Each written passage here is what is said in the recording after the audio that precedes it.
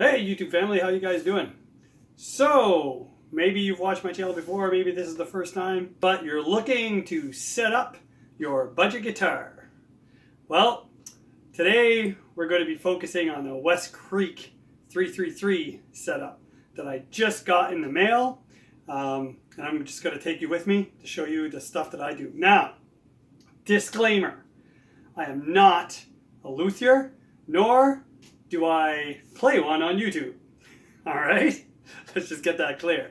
There are tons of setup videos out there, and I would suggest, you watch mine if you want, but then go watch another and another and another, and somebody out there will have a setup protocol or method that you might prefer. You really need to have a look at your particular situation and your playing style and what you like, and you need to take that into account when you're setting up your instrument. So my perspective is, when you set up a guitar, it needs to be able to survive a gig, okay? Without having to tune it every 2 minutes, without strings breaking, without fret outs and buzzing and all this stuff. So that's my ultimate goal when I set up a guitar. It has to be what I call, quote unquote, gig ready. So this video might be a little overkill for you, maybe. I don't know. So if you're good with that, let's get going. First thing, you're going to need some basic tools and some stuff. So you're going to need some screwdrivers, right? You're going to need flat tip. You're going to need star tip screwdriver. I got a bunch of different ones. Some people get this stuff, right? Like something Canadian Tire. You can kind of change the bits to whatever you need. These are okay, but the shafts are bulkier on this, and you don't have a lot of length kind of to work with on some spots when you want to adjust intonation. So this is good to have around, but you might want like a couple different styles of screwdrivers. Most people have that. You're going to want a 10mm wrench. Okay, I'll show you what you're going to use that for. You're going to want to have either some ultra fine sandpaper like 4000 grit or higher if you can find it, or some 0000 steel wool for polishing your frets and stuff. You're going to want to have maybe some oil to condition your fretboard, because most guitars you buy, yes, even at the store, yes, even the brand name ones, the fretboards are dry and ashy, and they've probably never been touched since that guitar left the factory. So my personal favorite is F1 oil by Music Nomad, but I don't have any left. All they had at the music store was this Dunlop 65 lemon oil. You're going to want some of these. This is just like a fret guard. So you put it on top of your fret, and then you can polish each individual fret, unless you really like masking tape and you like taping off your whole fretboard. I don't, so I use these. And you're going to want one of these. This is just something to to tune your strings quickly. And this is a multi-tool, so it'll do electric and acoustic guitars. And it has the little notch at the back to pop out your acoustic guitar pins, and it has snips for your strings when you do a string change. So these are good. You're probably going to want just regular pliers. Needle nose work well. You might want to have a couple of different pair of pliers. These also have the snips on the side. And you're probably going to want one of these. You can buy these at a music store, or you can get them on Amazon. That's just a small little ruler that you can measure your action height adjustments with. So this comes in handy. And plus it acts as a straight edge, so you can kind of use it to measure some stuff. And you might want to get some files, but now you're really getting into some more technical stuff. But if you really want your guitar to play well, then the height at the nut, like the string height at the nut, is important to get that feeling of, wow, it plays really well, right? So you're not pushing hard and pushing far to get to that first fret.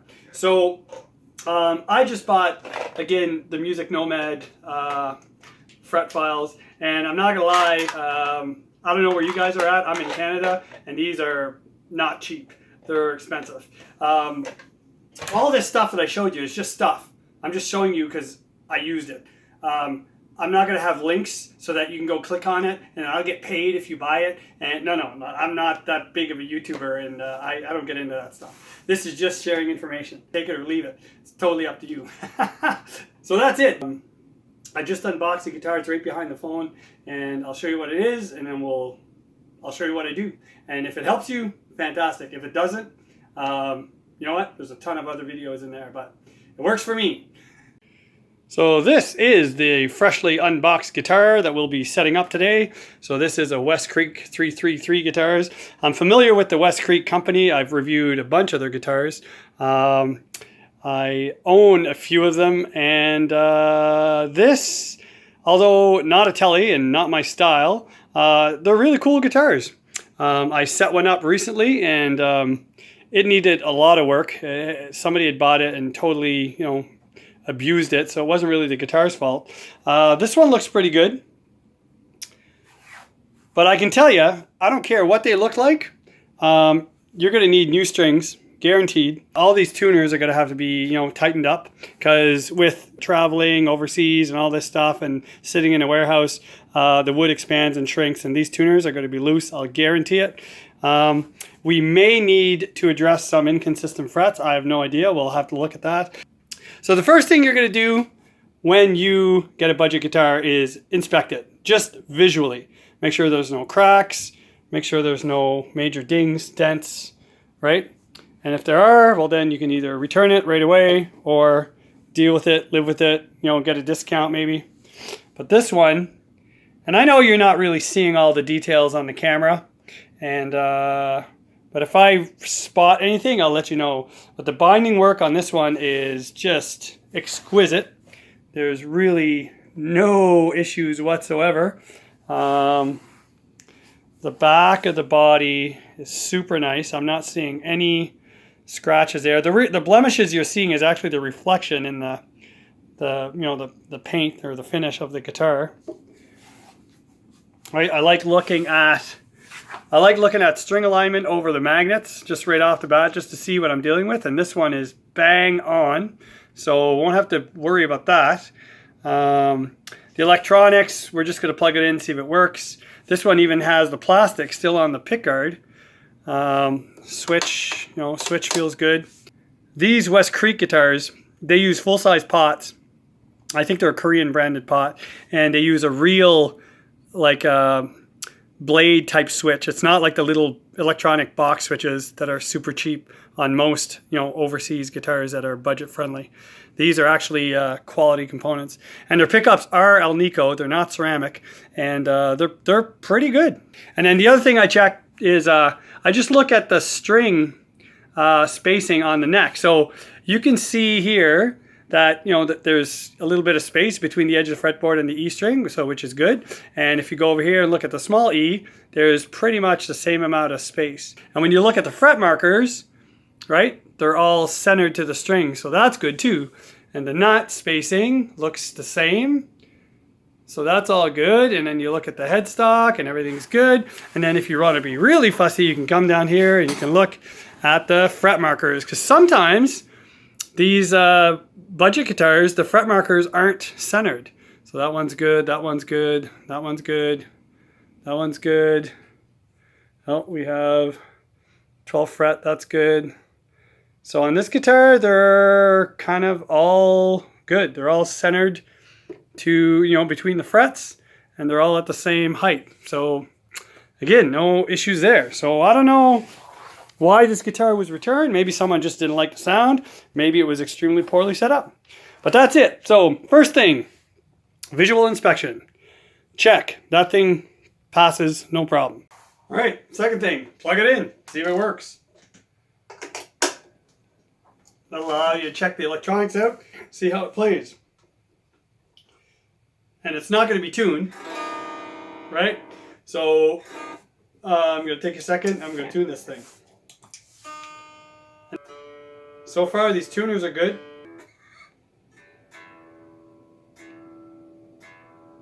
All right, here's the sound acoustically.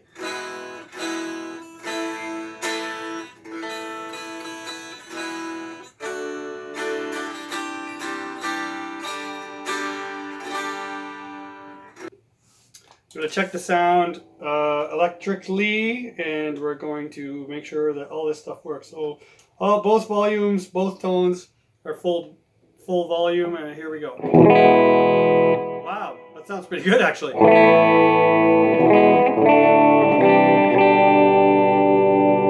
can hear the guitar going out of tune already, and that could be due to the string stretching, a sticky nut, and or poor intonation. And we're going to address all those.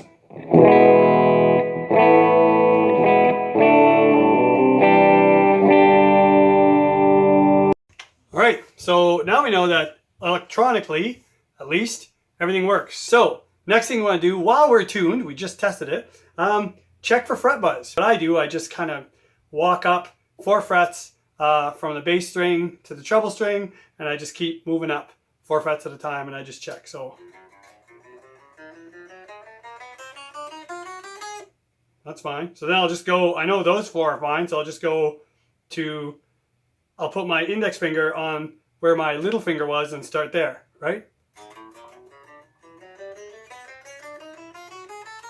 And then I'll do the same thing.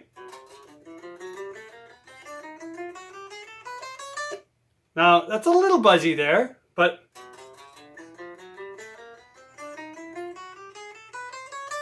again, not like, oh my gosh, that's bad. It's just, you know, and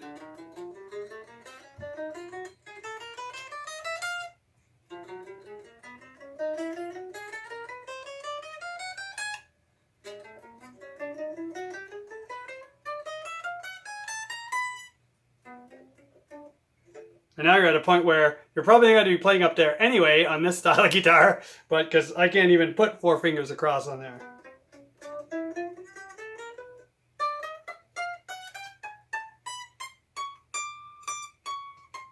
This guitar is fine as is. So next step, let's check the relief in the neck. Now, the relief is how much the neck is bowing this way, okay? If the neck has a lot of relief, it's doing this. If the neck is straight, it's like this. If the neck is back bowed, it's like this, right? It's going down. So both too much relief and too much back bow will cause a bunch of fret buzz. Every guitar needs a little bit of relief. So how do you check relief? You have to get a straight edge and measure your neck to see if there's a dip or a back bow. So here's a quick way to get a straight edge. Grab a capo. A capo is one of the tools I didn't show at the start. Kind of forgot about that. Just assume everybody who plays guitar probably has one. But so grab a capo, put it on the 1st fret. All right. And then take your finger on the low E string and put it on the last fret. Some people will say where the guitar meets the body or whatever. Look, we're talking about the neck. To me, the neck is where the fretboard is. Okay. So just press the last fret and don't worry about it. With your capo at the 1st fret and your finger on the last fret, you now have a straight edge. Your string is the straight edge. Okay, that's it. So then go to in the middle there somewhere. So probably around fret number, I don't know, 7 or 8 or 9, somewhere in there. And different people will tell you different stuff. And just check. Check to see if there's movement. Like from the bottom of the string to the top of the fret, does it move? Is it sitting on it? Is the string actually bending back? So in this case, let's see if I can show you. I don't know if you'll be able to see that, but so all right. So I got my finger right here, and you have the capo, and I just got to check right around there, and there is a slight. See that? There's a slight little bit of movement. Now, yes, some companies will tell you you need to have a certain measurement under there. You need to have, like, you know, feeler gauges and all this stuff, and it's like, yeah, whatever. Right? I've never used that stuff, and I've never had much of an issue. If I can see movement, like a little bit of movement, it's fine. It's good enough. Like, there's relief in the neck. If you see a lot of movement, like if you can literally move that string up and down, almost like you were fretting a chord, like with the capo off of the guitar, then yeah, there's way too much. So we need to take the relief out of the neck.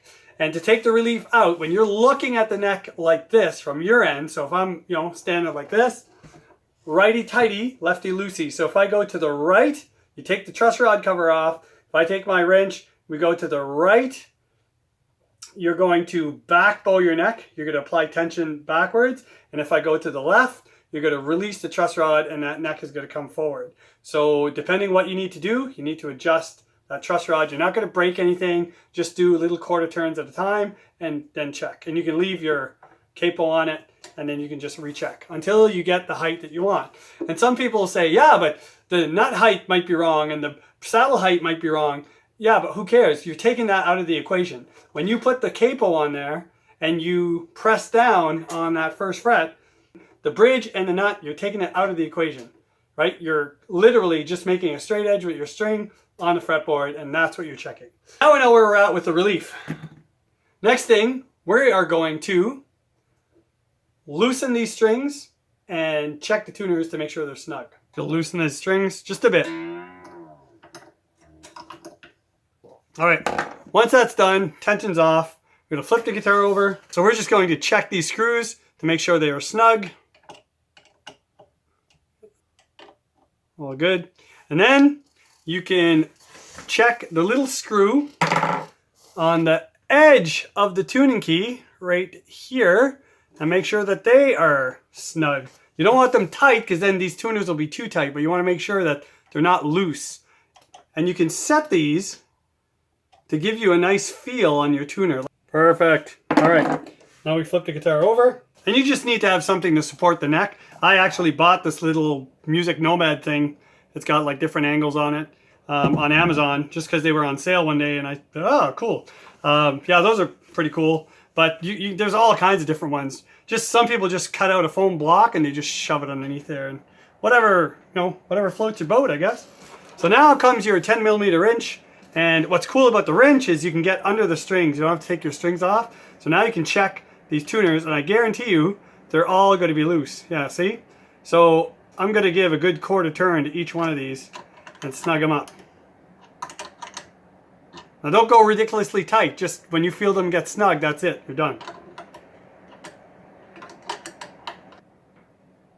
And this is all stuff that could affect your overall tuning and even setup. Because if this is loose, your tuner might tilt forward a bit. You're not going to see it. That little angle could affect your overall setup, in the end. So why not just tweak it, make sure it's good.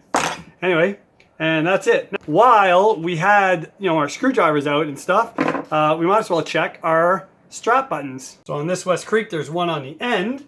And for a strap button, you're going to need a beefier star tip than the one I used to kind of tighten up the little screws on the back of the tuners, that's for sure.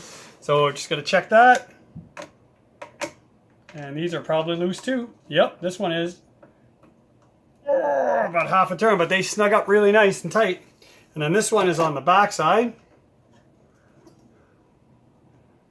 And we'll check this one. Same thing, about half a turn. Again, don't go too hard, don't strip them, just get them nice and snug. And then while we're at it, we are going to check. We're going to take our small screwdriver again, like we use for the headstock screws. We're going to check our pickguard screw right here. Yeah, it's snug. And we'll check this top one. Oh, this one could be tightened a bit. And we'll just check all the little screws here. Because this could cause, a loose screw could cause a vibration. And you don't want that. And these are all snug.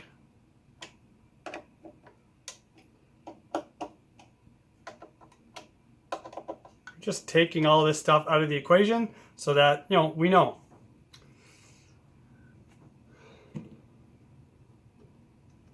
Perfect. All right. Everything's good. Okay, so now we're going to set the height of our strings and we're going to set the intonation using the old strings because we're going to be like yanking on these strings and like moving these saddles back and forward or whatever, and we might as well break one of these old strings than breaking a brand new set. So if people tell you don't intonate the old strings, it's useless. You might as well just put a new set on. You know what? Your string length is going to be the same with the old strings as the new strings, and basically string length is intonation. So set it with the old ones and then you'll just have a little bit of tweaking maybe to do with your new ones. Please guitars are super easy to set up. So they have 2 screws on both sides of the bridge here, the 2-pneumatic bridge. And if you tighten them clockwise, it brings the action down. If you go backwards, it brings the action up. You can't adjust the individual saddles. You just adjust both sides and that's it. So I take a height at my low E and my high E strings at the 12th fret. And all right, it's a little bit low actually. All right, so I'm just going to back this up a bit.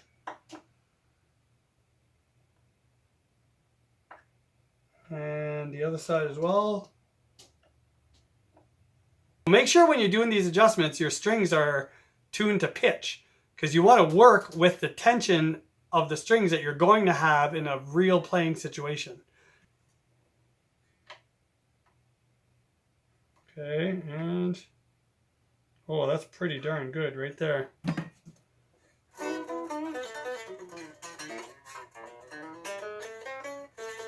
Oh, look, we got a buzz, we got a fret buzz. That wasn't there before. That's normal, don't panic, that's gonna happen. We'll address that in a bit, but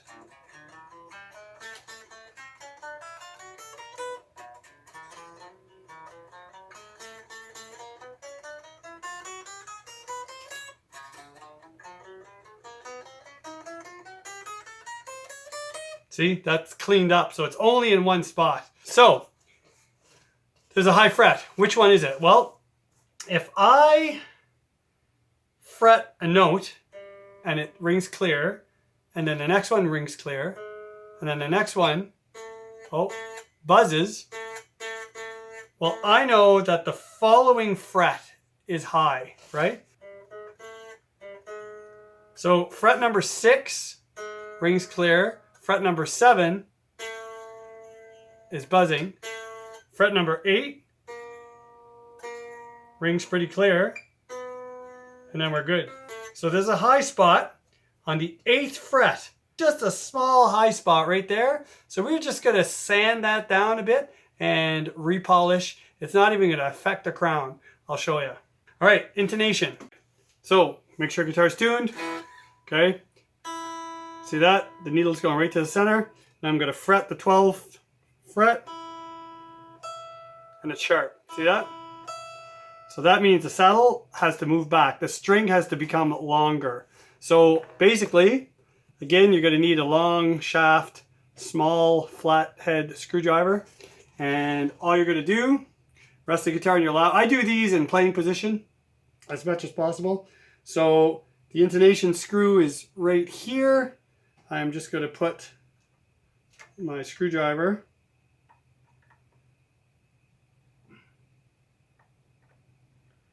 and we're going to turn counterclockwise to move that saddle back. Now, based on my experience with these types of bridges, especially on these West Creek guitars, that first saddle has to be roughly somewhere in the middle of its adjustment point. Okay, fretted note, bang on, bang on. All right, so now that we have the first one set, the other two are going to be staggered. So the B string is going to be a little further back than the E. The G string is going to be a little further back than the B. Then the D string is going to be forward from the G. And then the A string is going to be a little further back than the D. And then the E is going to be further back than the A. So I'm just going to set those by eye quickly, and then we'll check them on the tuner. And that just helps save time. Well, the D is right on. Perfect.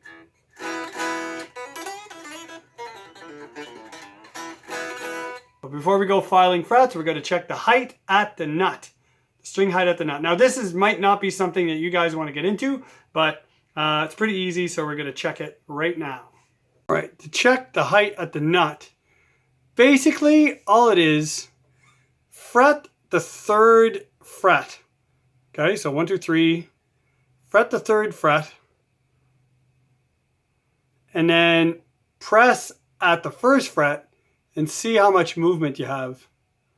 See that string move a little bit? I don't know if the camera is picking that up, right? You can have a little bit of movement. That string is moving a lot over that first fret. That means when you're releasing the string on the third fret, it's going to be high. So when you're chording down here, you're going to have a further distance to push the string down to the fret. And sometimes that can be uncomfortable, especially on an acoustic guitar where your string tension just feels a lot stiffer. All right, so how I used to do it is I used to just take my nut files out, and you can buy a bunch of different types, but I use these Music Nomad ones like I showed you at the start. I like them. So these are for 10 to 46 gauge strings, and they'll easily do 9s as well, obviously. If you like your strings like bigger gauge, and you probably want to get a bigger set of files, so that's totally up to you. So then I would just take the string out of the slot, and you can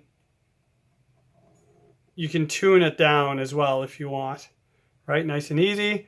And then I would just pass my file in there, clean up the nut slot, and basically you're just angling it, right, to follow the slot that's already in the nut.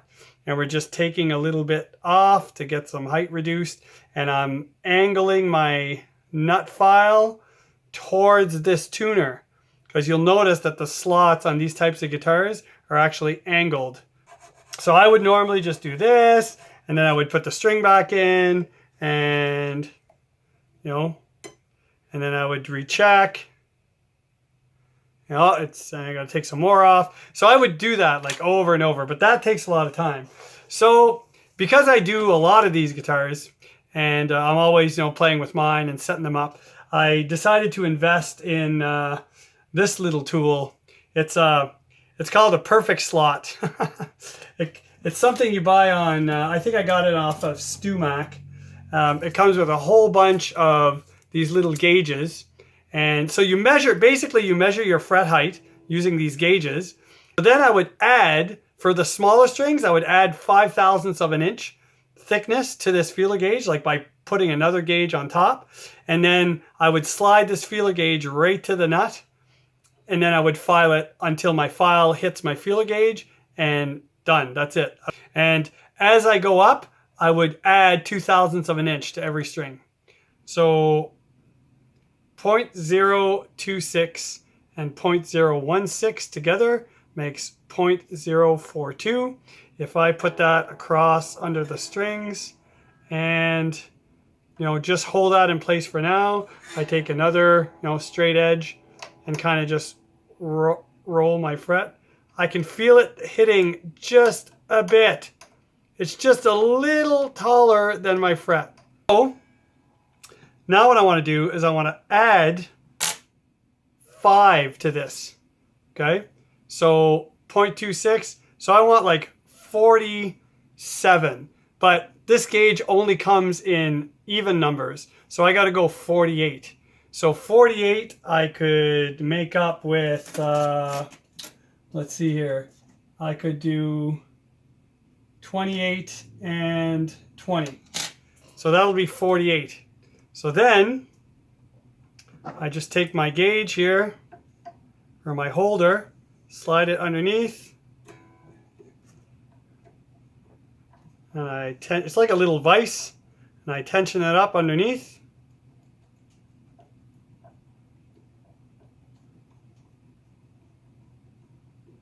There we go. Just enough to get the radius of the fretboard. Make sure it's nice and tight.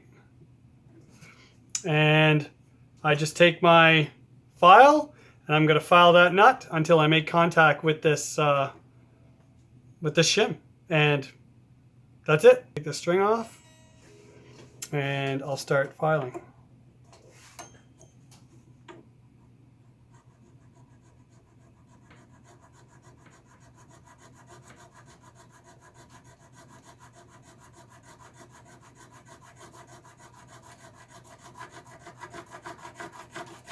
There we go. I can hear it. I can hear it, and I can see it. I can see the scratches on my shim.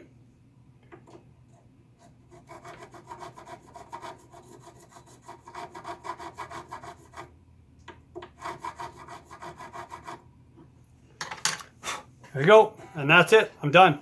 Now when I check at the 3rd fret, it's just about sitting on that 1st fret. Perfect. That's exactly where I want it. I'm just going to go ahead and do all these. So basically, I used 48 would be the height. So now for this one, I'm going to go 50, 52, 54, 56, and 58. I'm just going to do that, and then I'll come back to you. All right. Once you file all your nut slots to the height that you want, now you have to retune. Your guitar is going to be out of tune because if you lower the slot, you release the tension on the string, really, right? And since you're changing the height down here, it's going to affect what you just adjusted down here. So we have to retune and recheck our action. And you guys are probably thinking, wow, that seems like a lot of work. We have to just we just undid what we just did over here, and now we got to do it again. So that's why when you buy a guitar, I don't care what the brand name is, a lot of times you need to take it to a luthier to get it set up because they need to go through all this stuff. It's easy. You just got to do it, right? You just got to take the time and do it. It's going to take you an hour and a half if you're not used to it, but it's well worth it.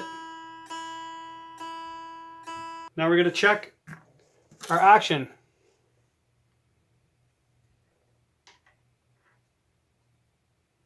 It's still pretty good. See, on the E side, on the low E side, it dropped a bit. So I'm going to bring it up.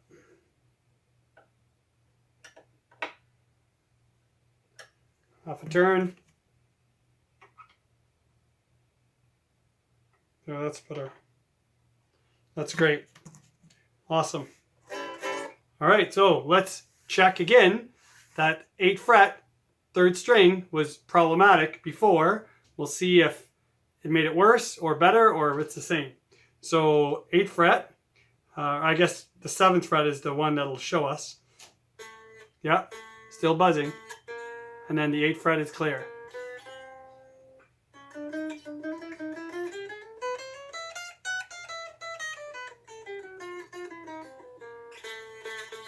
That's 7th, eh?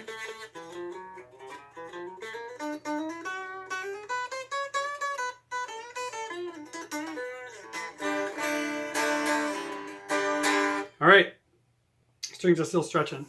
Now we're all set. We're all done. We're all pretty much set up. So all we're going to do is remove the strings. We're going to go fix that 1 fret, polish these, condition the fretboard, wax the guitar if that's your thing, and restring, rock and roll.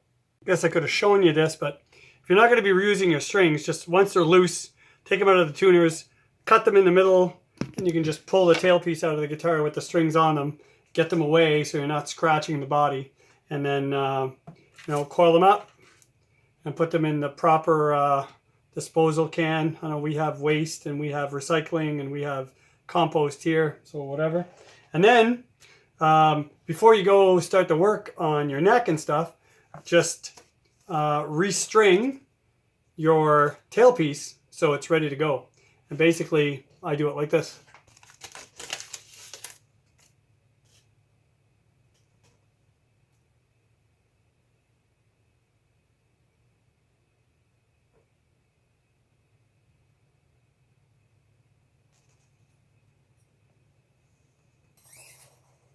There you go. Tailpiece is ready to reinstall with fresh strings. Just set them on a bench somewhere. And even if the ends of the strings are touching the ground, it doesn't matter because those ends are going to be cut off. All right. I just moved the guitar from my computer desk to just a little adjustable table in another room just because this is going to make dust. So if you can see there, I just marked the high spot on that number 8 fret. And using this super cheap Amazon crowning file, I'm just going to take a little bit off until I can't see that marker line anymore.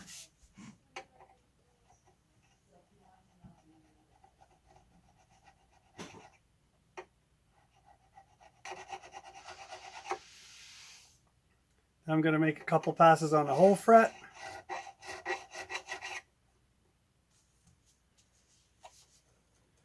There, that's it. Line's gone. That's it. That's all I'm doing. And you don't want to chew that fret down and then start having to chase frets all up the fretboard because you just lowered this one too much and now this one's higher. Then you lowered this one, you know what I mean? So just, that's it. Now we're just going to polish each fret. That steel wool I showed you earlier, get a clump of it, grab this. Now before you start, tape off these pickups because the filings from the steel wool go everywhere. So nothing fancy. That's it. Just tape them off. And just take this little fret guard, I should say fretboard guard, and start at the bottom fret and back and forth until you feel no resistance. It doesn't take much. On this guitar, these frets are rounded on the edges. They're beautifully done. So very minimal work. Now, depending on what guitar you have, you might have to sand some sharp fret ends or use some fret files. I don't know. But so far on these West Creek guitars and music guitars, a lot of these new guitars coming out, they all have rounded fret ends and you don't have to deal with that stuff. I'll do it like this so you can see.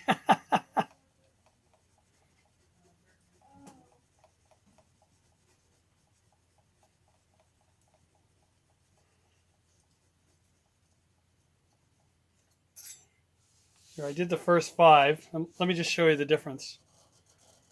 See that? See the gleam coming off those first 5 frets as opposed to the other ones? Look at that. Right? And you're going to feel that on the string. When you bend, you're going to feel that smoothness. Now, I'm at the 8th fret, so I'm going to polish this one a little longer than all the other ones, just to make sure I get the extra tool marks out of there here. I'll hold that so you can see what I'm doing.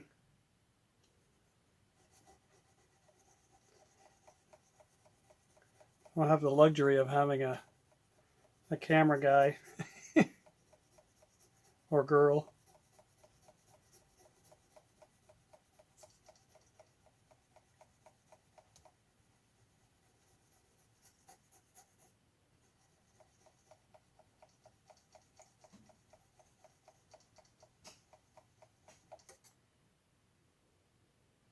There.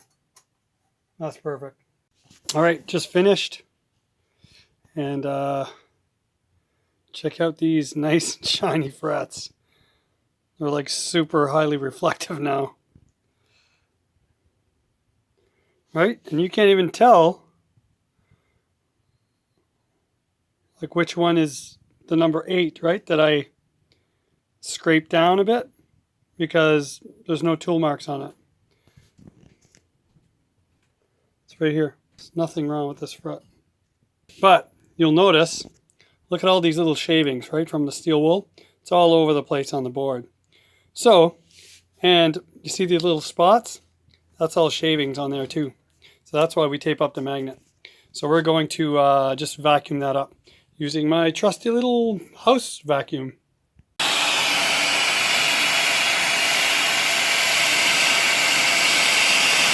All right, so we're all vacuumed up, but the fretboard is still, very grimy from just originally coming out of the box, and it's dry.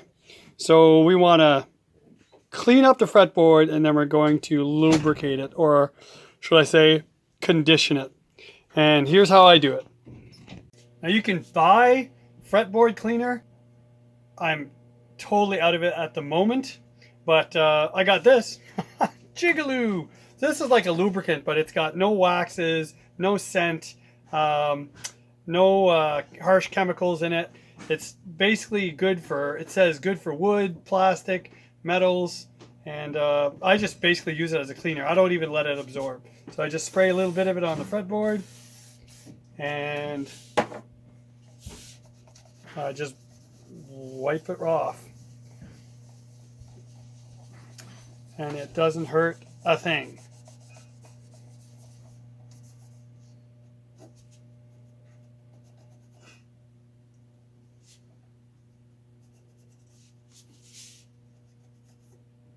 It's not a big deal, but I can see just a little bit, I don't know if you're going to be able to see that, a little bit of glue residue right on the side of the nut there onto the fretboard.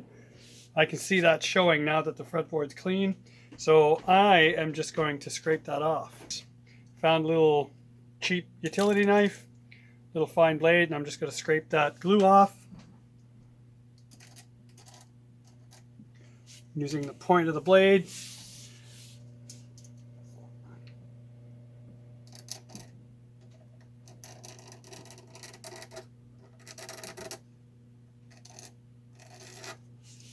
That's it. Huh.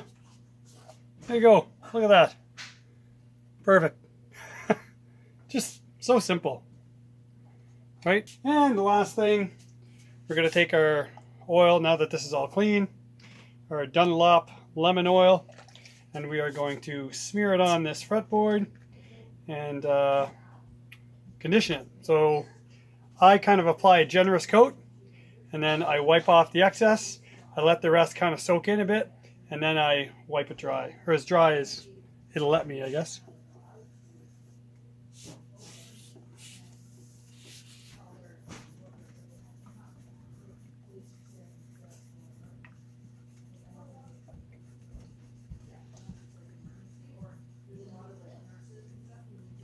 Some people will tell you, don't put this on your frets. What? How are you going to avoid your frets when you're conditioning your fretboard? Come on. If you can't put it on your frets, don't use it. I think what they're really trying to say is don't put an excessive amount on it so that it drips, you know, into the tang of your fret and maybe would cause it to pop up or something, right? I don't know, but you're not going to use that much. Holy smokes. I like to put a nice, you know, a fair amount on there just to get all the grain in the wood. But once I'm done applying it, I wipe off the excess right away. So anything around the frets gets kind of wiped off. So once it's all on there, I just make sure there are no dry spots.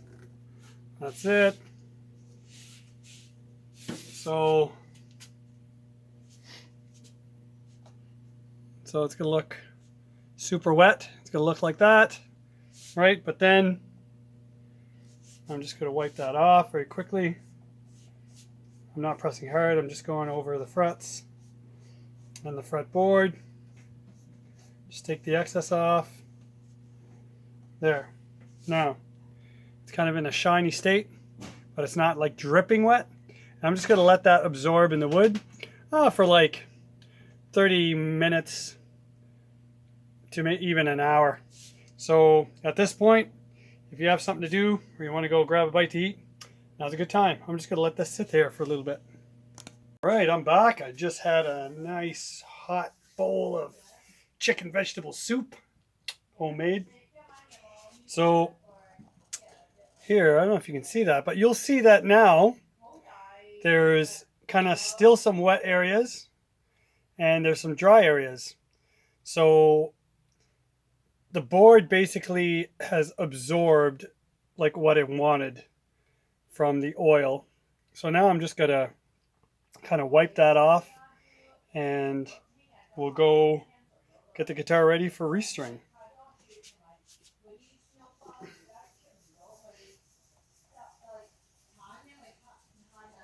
Pop that oil in there.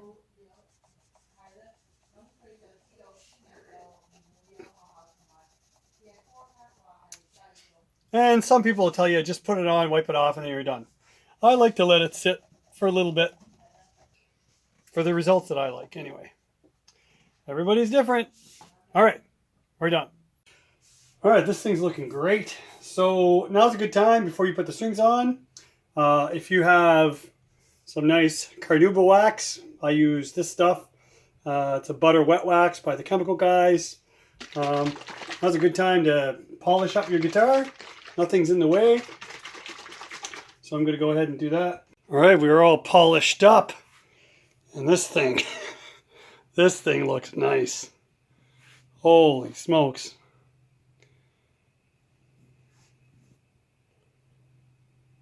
Look at that fretboard, nice and shiny. Look at those highly reflective frets.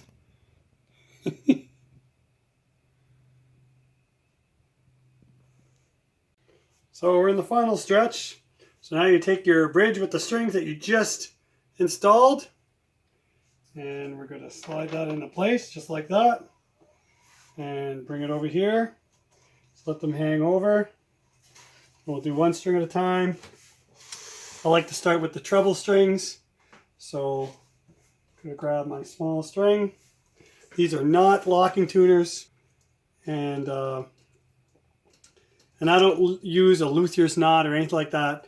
I just want to get 2.5 to 3 wraps around the post, and the posts are tapered this way, so each round goes below the previous one, so it kind of pushes everything up like that kind of pyramid post, right? And it jams it into the hole. So basically what I do is I go straight, I take my string all the way through, grab it at the top of the nut, pull it back to the first fret, and that's how much slack I need to get 2.5 to 3 turns of the post. And all I'm going to do is kink it and kink it, and then string it.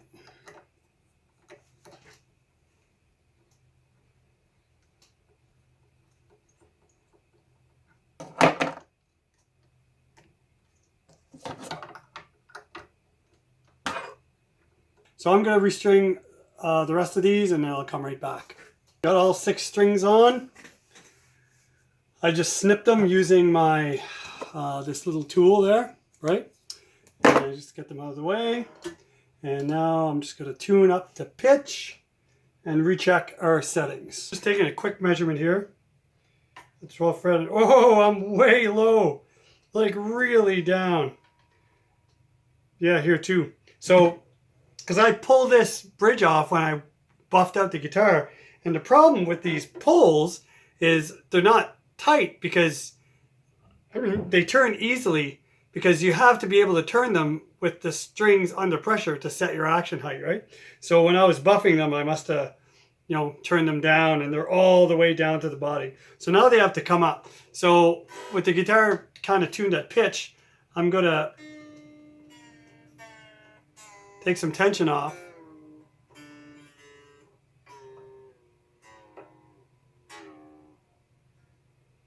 And I'm going to reset my action height. Alright, so this has to back up. 0.054 maybe. And here we have 0.045, so I got to come up still a little bit. And now the last thing while we're here is the stop tailpiece. So if you look at the stop tailpiece, look at the break angle from the top of the bridge to the stop tailpiece. That's pretty good, but you don't need to have a huge amount of break angle. You just want to have break angle there so that the string is tight inside the saddle. So what I like to do is I like to try and get all the strings, like from the bass side to the treble side, all at the same angle of break angle. And that's how I adjust this back piece. People will tell you different stuff because these strings are bigger, they should be lower, have more tension. Really, you know what? I don't think it makes a difference. Anyway, I'm going to do it like this, and you guys can correct me if I'm wrong. Don't adjust this stop tail piece when it's full tension, or you're going to scrape the chrome right off your pole piece. So make sure the strings are loose.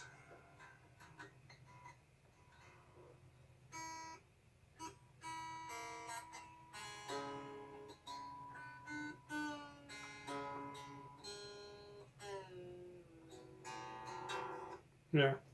And then you can make your adjustments. And you might want to use a wider screwdriver for that one. So I have one here, a lot wider than this one, obviously. So I'm just going to bring this side up a bit.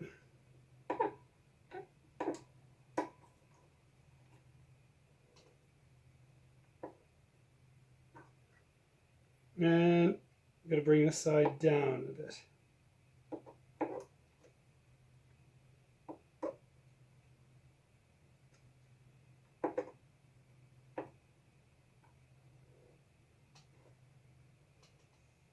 Perfect. And there we go. Now we tune back up.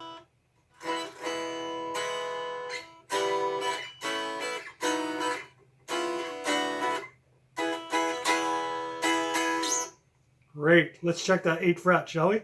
So D string, fret 5, 6, 7. Here's the problem one. Aha! Rings true now. 8, 9, 10. Still a little bit.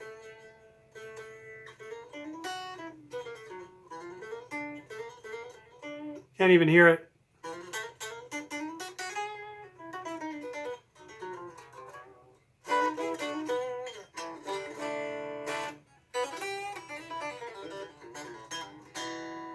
Right, let's check our intonation one last time since we got new strings on them, because you know how fussy some people are. Hope you guys can see that. So now, I'll make sure that's right in the center. All right, so E string, fretted note. Look at that, it's bang on. And this is with a lower gauge string and a new set.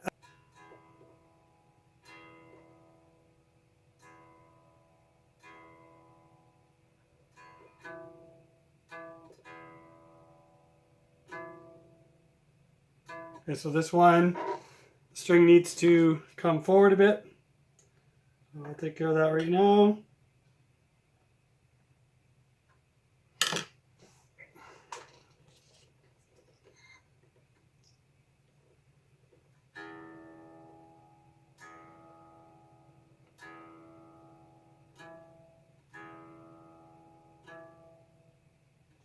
Still a bit more.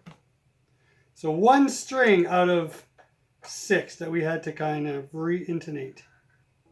And, oh, that's perfect. But before we rock out, we're just going to lubricate the nut, and that's the very last thing that we're going to do. Some people just use a pencil, like a lead pencil, and they'll use graphite, you know, to lubricate the nut. Some people use, I've seen people use synthetic lubricants, like, you know, grease or whatever, but I use this. I use Big Ben's nut sauce. Yes, it's a real thing. Big Ben's nut sauce. Just, it comes, you know, in a syringe, and it's super easy to apply, and a little goes a long way. So I just put a little bit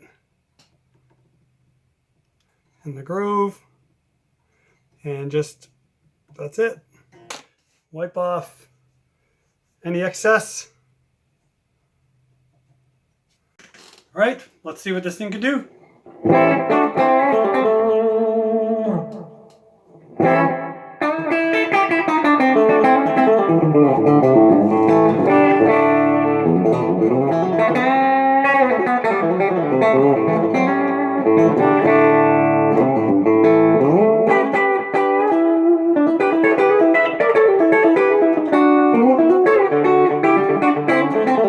little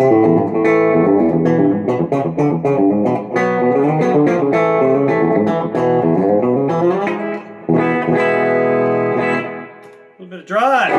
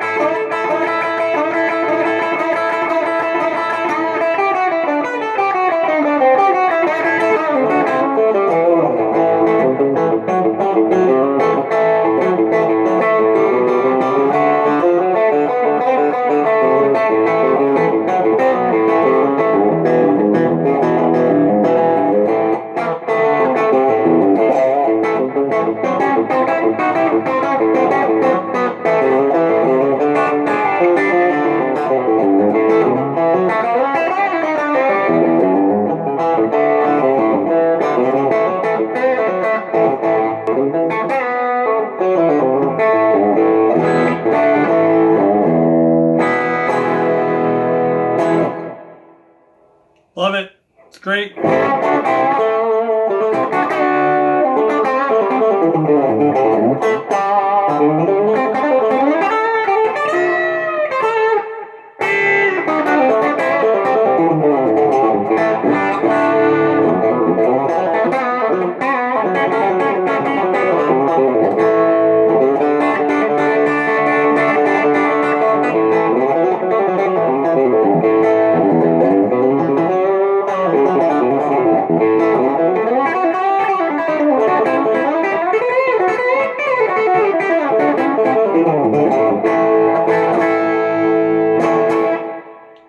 Success. There you have it, people. There is a setup of a cheap budget guitar. Honestly, I don't know where you're at and how particular the music stores are with the guitars that they have on the shelf, but around here, I know for a fact you can't walk into a store and pick up a guitar under $1,000 that's going to play any better than that. You're just not.